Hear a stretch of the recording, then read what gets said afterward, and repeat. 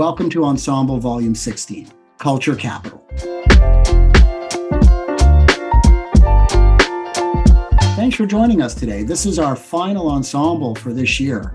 And what a year it's been. We've been all over the map talking about the future of how we work, the future of how we learn, the future of how we take care of ourselves, the future of how we enjoy music. And today we're talking about the future of how we're going to spend and how we're going to decide on what we spend our money on. And we're calling it Culture Capital because we're really interested in seeing how these last 2 years have really impacted our value system, how we choose or not choose to buy things, and what trends should we be looking at going forward. And we can't do this on our own. We've brought in some amazing speakers who are not only tracking these areas, but they're leading them. We're so thrilled to welcome friends of Ensemble to help us today, our friends at StockX, our friends from Vice, our friends over at the Forest Hill Group, as well as our friends from RBC Art Curation. What an amazing perspective of speakers we have today, and we want to thank you for everything you're doing to continue to learn and see where things are going, to continue to share with our community, and to continue working on your skills to see where things are going in terms of next generation jobs, business trends, and leadership. We are here for you because at Ensemble, we're all part of something bigger. So pick your speaker, decide which topic you want to dive into because they're all great and they're all going to leave us with a better idea of what's going to happen tomorrow. Thanks for joining us, and we really appreciate your support of Ensemble. We wish you a great year ahead, and we wish you a very happy holiday.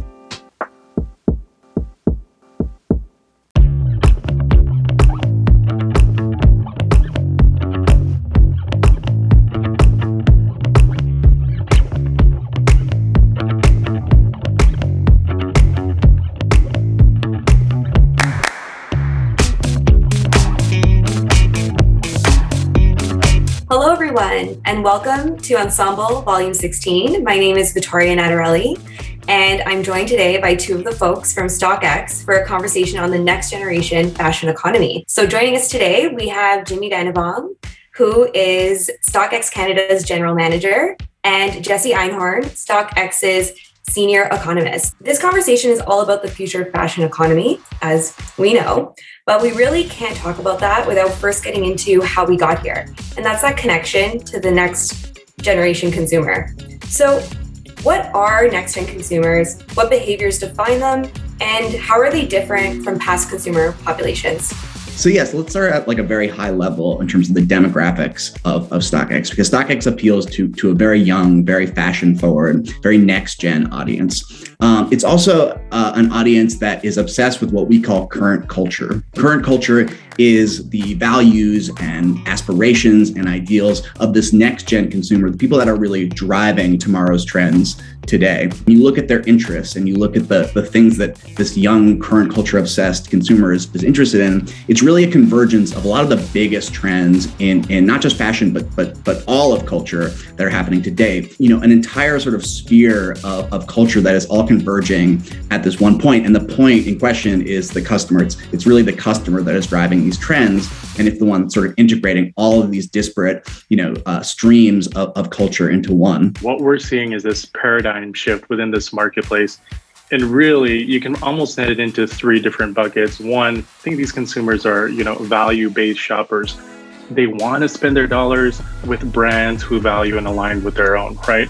Right now, I mean, if you look historically over the last 5, 10, 15, 20 years, it was all about fast fashion. Now you're really starting to see the convergence where limited release products are superseding that.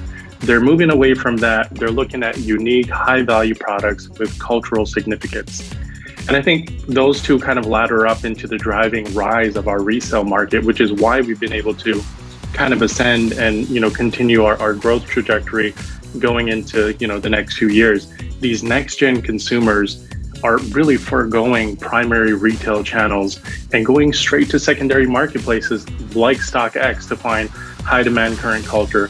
So this specific group, how are they influencing trends and shifting the fashion landscape? Going back to this theme of convergence and current culture, What these young consumers love is authenticity. They love limited release products, but more than anything, they want products that are culturally significant and that sit at this intersection of all of these different trends that are really like driving popular culture more broadly. So you look at the hottest items on StockX, they often are the result of collaborations between brands from very different spaces, right? You've got Kanye from the music space collaborating with Adidas from the fashion space, or you've got Dior from high fashion collaborating, with a sneaker brand like Jordan brand. So you've got all these kind of, sort of different strains of culture being woven together into a single tapestry of products, and all of those products are the ones that trade on StockX, right? And when you look at the different realms of where these industries are going, it's almost like blurred lines between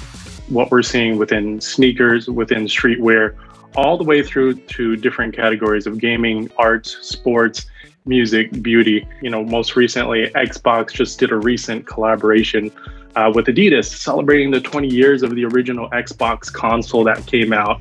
PlayStation and Nike did their own thing. And then really what you're starting to see are different parallel paths that are having influences internationally, all the way from the APAC region having influences on the North American region. And one good example of that is like COS and Uniqlo, right? There's just this huge pent-up demand for this Brooklyn-based artist by the name of COS. Recently did a collaboration with this beloved Japanese brand Uniqlo.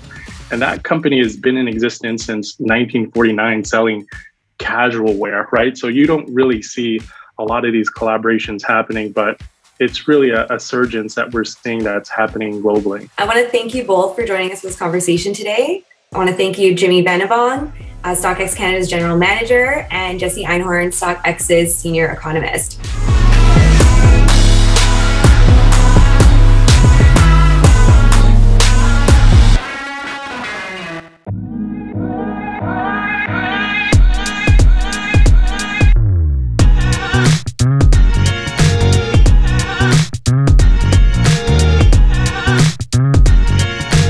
Welcome everyone to Ensemble Volume 16. My name is Vittoria Natarelli, and I'm joined by Jesse Einhorn today, StockX's Senior Economist, for a conversation on cashing in on cultural capital.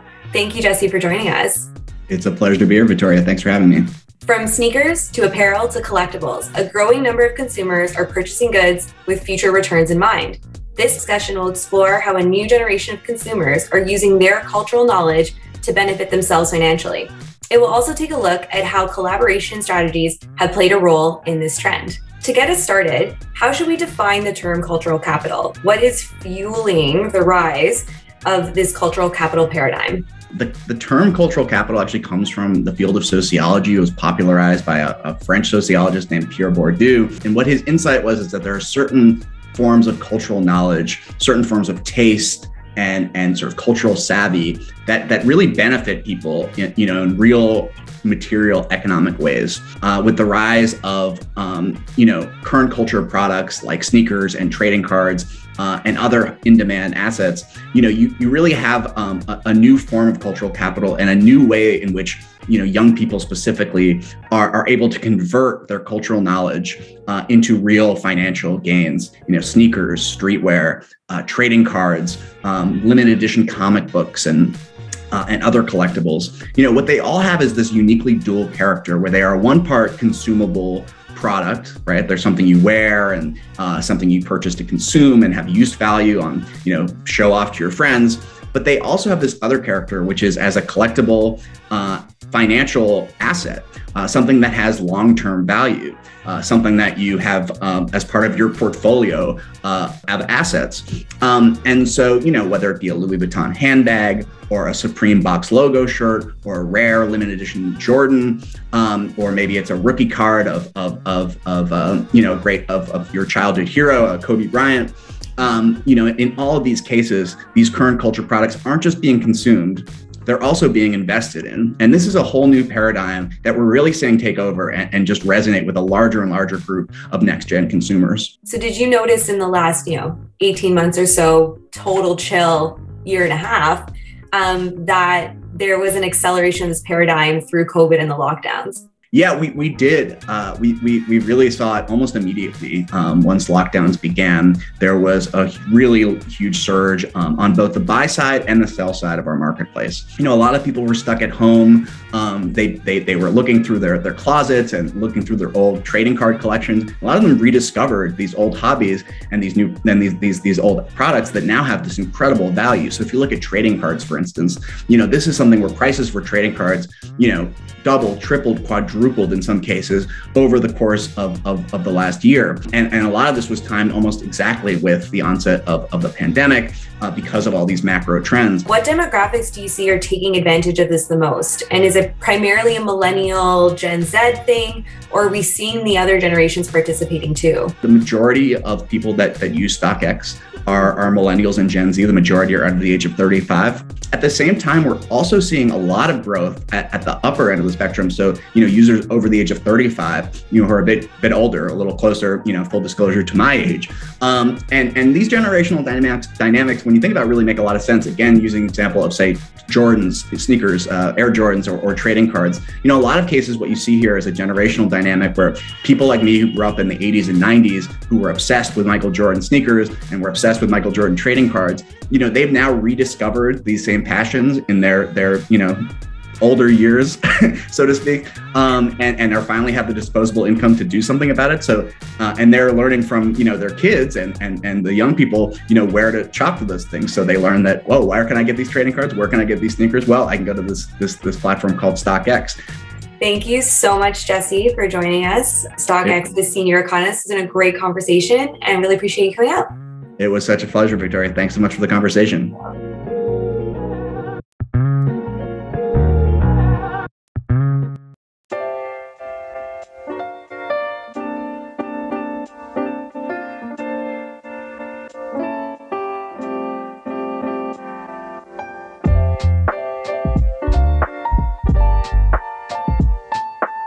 Hey, everybody. I'm Baron Manette. I'm here today talking with Rob Klopot from the Forest Hill Group.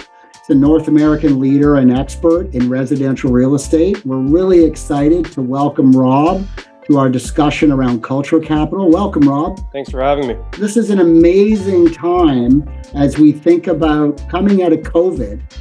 And what we're seeing is Canadians' way they think about shopping is changing, way they think about purchasing everything from clothes to cars to real estate, which is why we were so excited to talk to you today. And what are you seeing with your residents and audiences today? Sure. And yeah, it's probably a good question, considering that there's probably been a few phases to this evolution. Obviously, the early innings of COVID, there was an immediate retrenchment, right? Things stopped, e-commerce blew up, and people had some time to really reflect on how they use their homes and maybe how they want to use their homes in the future. And there was a quick move to suburbia, right? And I would call that, you know, innings kind of 1 through 3 of the pandemic that we were just coming out of. And I think that was kind of a make sense first reaction. And, you know, we started to kind of see innings through 3 to 6. And you know, that involved kind of reconsidering, I think, the wholesale change to suburbia. Everything froze, but real estate started to come back, and it was one of the first to come back. People probably had more time to kind of look at real estate options, but also reconsider the lifestyle that they wanted to re-enter into, right? Things like having an outdoor space where one may have not existed before. Having high touch point services like perhaps a porter or a concierge in your lobby that would assist in getting you that, you know, that e-commerce delivery quicker and more effortlessly, you know, into your hands.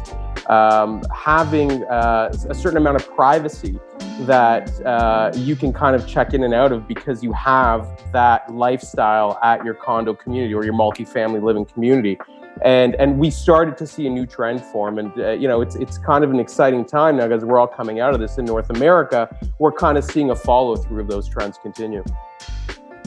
As you see the intersection of culture, mid to high end audiences changing their needs in real estate, is the idea of real estate now as easily categorized by location?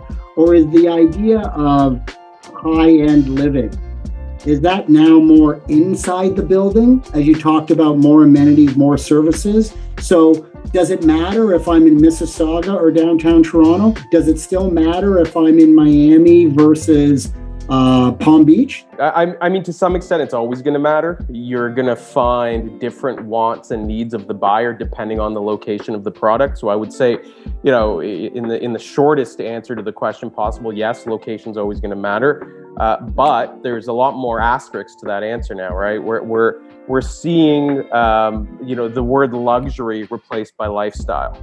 So where pre-pandemic, I think it was an easier path for developers to deliver generic product, the evolution of the psyche of the buyer is more towards customization. No one wants generic anymore, right? Where we are in this cycle, and I think it's been a one-way ride in the Toronto market, and now we're seeing a renewed enthusiasm to typical tourist markets like Miami, actually all through the east and west coast of South Florida, where you're seeing purchasing behavior and the reasoning behind the purchase a lot more customized. So challenging design, challenging innovation, new ways to purchase product, the acceptance of currency. What kind of currency?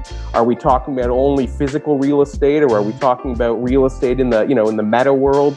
All those things are now kind of showing themselves, and it's happening really quickly. So I would say concentrate on the technology and the outside of the box ideas that have a lot of room to grow in this space right now.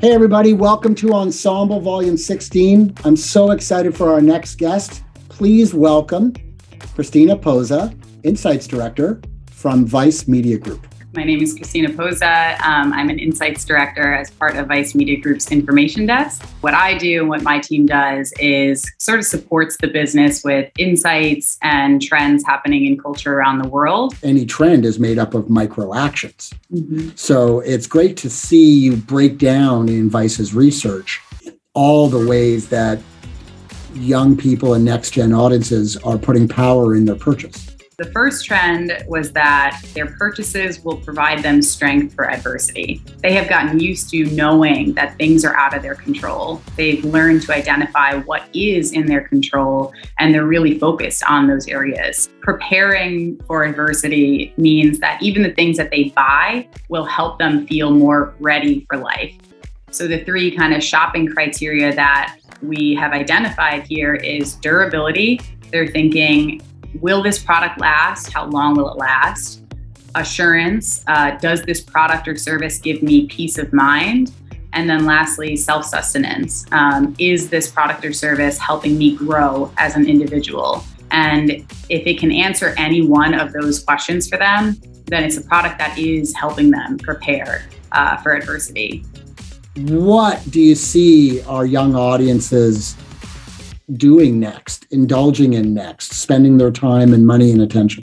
After over a year in pandemic, young people are definitely ready to get back out into life. 94% of them say they plan to return to in-person experiences, everything from festivals and concerts to museums and plays. But when we ask them what they plan to indulge in most, they plan to indulge in time itself. Life was on pause for so long, their futures were totally derailed. And so they've had to think about like what matters, and the time they have is what really matters to them. So for brands, I think it's so important to kind of do one of two things. Either free up time for your consumer to be more present to the things or the people that they love. Number two that I would say to brands is if you can't do that, think about a way that you can enrich the quality of their time. So how can you make an experience that is really going to provide them with memories and, a high quality experience with one another? So everything that we found in the study kind of made me think about something that my sister said years ago, and it kind of became my life mantra. She said that life is a summation of your days. And if you have a lot of good days, you'll have a pretty good life. And that just always resonated with me because for me, success, even happiness was like somewhere out in the future. It was like something I was creating that I was going to get to one day. And when she said that, I was like, my life actually happens in little compartments every single day. And so if I could feel today was a successful day, the next day was a successful day, over time, that is what a successful life actually looks like to me. And I think a similar sentiment was sort of revealed in our study, was that young people are starting to think about just the quality of their time every day and how they can be really conscious of how they spend that time. What are the key takeaways for brands or for people or organizations looking to sell, in the future? What guidance can you offer for this audience that has a tremendous amount of buying power, but knows the value of their power? I would say for brands moving forward, make sure that you do one of four things. First, offer something that makes your consumer stronger, helps them prepare for adversity in some way. Two is look inside your own company and think about where you could be more ethical, where you could be more sustainable, what voices may you be able to listen to more or elevate further. Number three is don't just sell a thing, but sell a gateway to time. So think about, even if your product is not, or your service is not an experience itself, how can it be something that helps free up or enrich their time? And then four, when in doubt, keep it simple, keep it practical, keep it comfortable. They will be living a more kind of minimalistic lifestyle. And so they're looking for the things that they really need. And then the last thing for young people entering the workforce, look at brands who do these things, because these are the brands that will really last.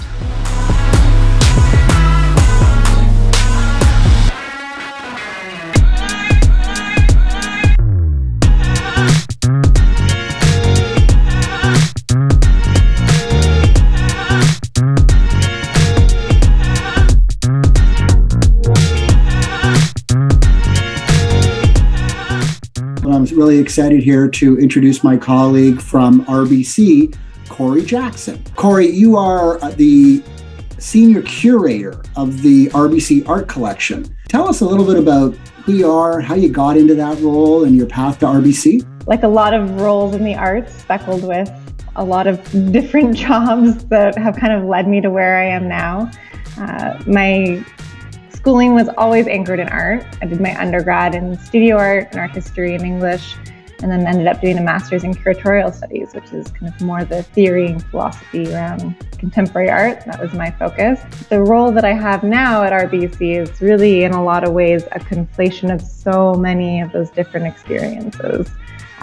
Working with historical art, working with contemporary artists who are living and making. My role is managing the art collection, which is over 5,500 pieces globally.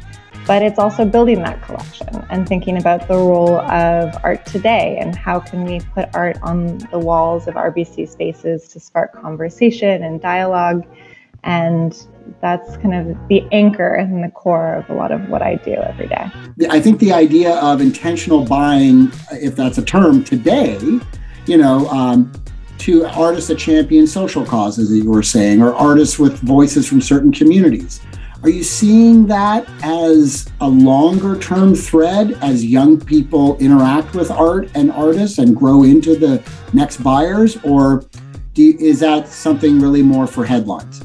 I don't think that's for headlines. I think it's coming with an awareness that art is and has been for a long time a mirror to our society. And as we're becoming, I think, more aware of the need for an understanding and empathy for experiences outside of our own, no matter what our background, there's a realization of art as a really amazing tool for us to be able to jump into those conversations or bring those different perspectives into our spaces. And that's something that I think museums and art institutions are also taking on and working through. Institutions that collect are reflecting back on, well, what have we collected and what have we missed along the way? And what does it mean to collect moving forward?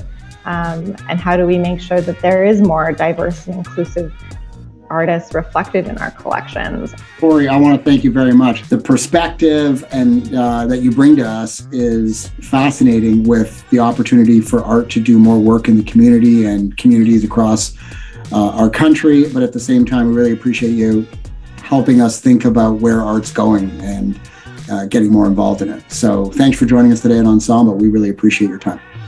Well, thanks. It's so nice to be a part of the conversation, and also to take this moment to celebrate the fact that art is becoming this more accessible, visible part of our culture. And I hope your audience will go to a gallery after this. Go see something in person if you can.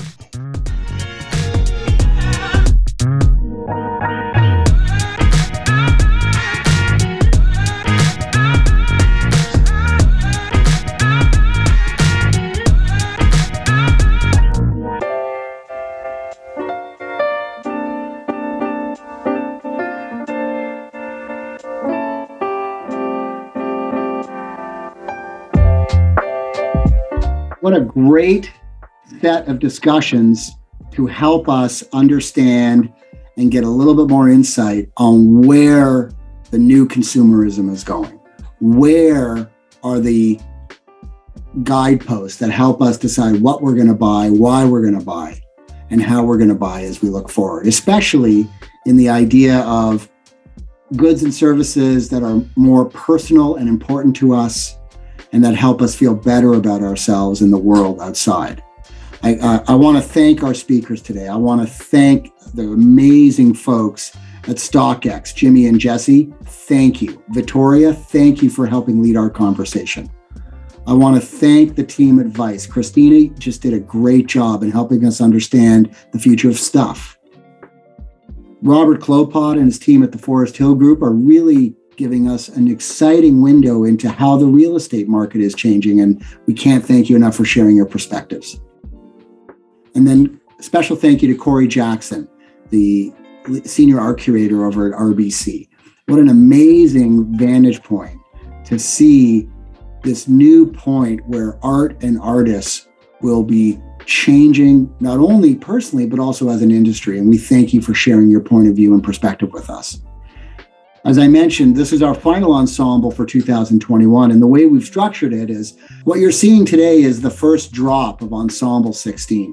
It's a new format we're trying where we've condensed the highlights of each of our conversations with our experts. Every conversation we've had has a longer form discussion that we invite you at your own time to go deeper and please experience. The perspectives and points of view of our leaders are extremely valuable, and we didn't want to cut them off.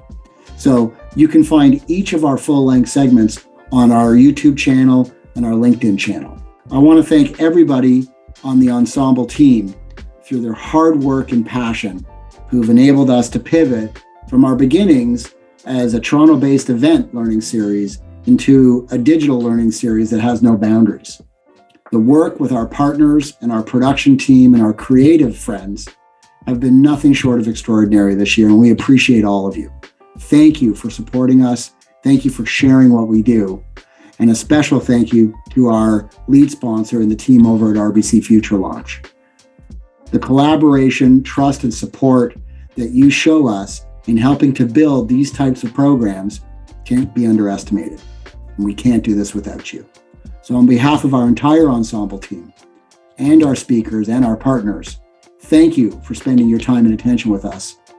We can't wait to hear how you're succeeding, and we can't wait to help with more conversations and more ways that we can exceed together next year. We look forward to announcing our 2022 season in the new year, and we can't wait to see you then. In the meantime, be safe, be well, and enjoy the season. Thank you and have a great day.